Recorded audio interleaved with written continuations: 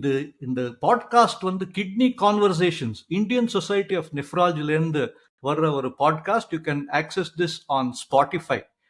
Doctor Gopalakrishnan, நேயர்களுக்கு brain stem death பத்தி தமிழ்ல நீங்க என்ன சொல்வீங்க?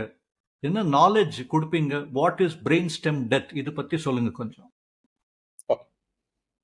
இது ஒரு மிக முக்கியமான ஒரு தலைப்பு, மிக முக்கியமான ஒரு விஷயம். உங்க எல்லாருக்குமே தெரியும், மாறி வரும் காலத்துல வந்து இப்போ கிட்னி ஃபெயிலியர் ஆகட்டும், இதர உறுப்புகளுடைய செயலிழப்பாகட்டும் மிக அதிகமாயிட்டே இருக்கு. முக்கியமா சிறுநீரக செயலிழப்பு வந்து ரொம்ப அதிகமாயிட்டே இருக்கு. டயாலிசிஸ் ஒரு சிகிச்சை முறையா இருந்தா கூட மாற்று சிறுநீரக அறுவை சிகிச்சைன்றது ரொம்ப ரொம்ப முக்கியம்.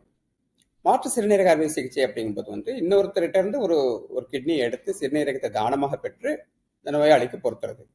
இப்போ தானமாக கொடுக்க முன்வரும் நபர்கள், டோனர்ஸினுடைய எண்ணிக்கையும் குறைஞ்சிட்டே வருது. ஏன்னா அவங்களுக்குமே சில பிரச்சனைகள் இருக்கு.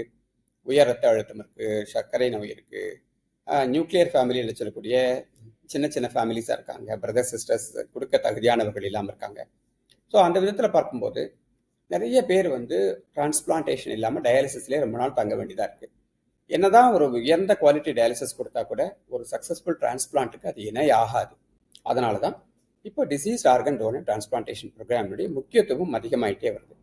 இந்த டிசீஸ்டு டோனர் ஆர்கன் டிரான்ஸ்பிளான்டேஷன், அதாவது பிரெயின் டெத், மூளை சாவு ஏற்பட்ட நபர்கிட்ட கிட்னி மட்டும் இல்லை, கிட்னியை தவிர இதர உறுப்புகளும் பெற முடியும். லைக் கல்லீரல், கணையம், ஸ்மால் இன்டெஸ்டின், நுரையீரல், இருதயம் எல்லாமே பெற முடியும்.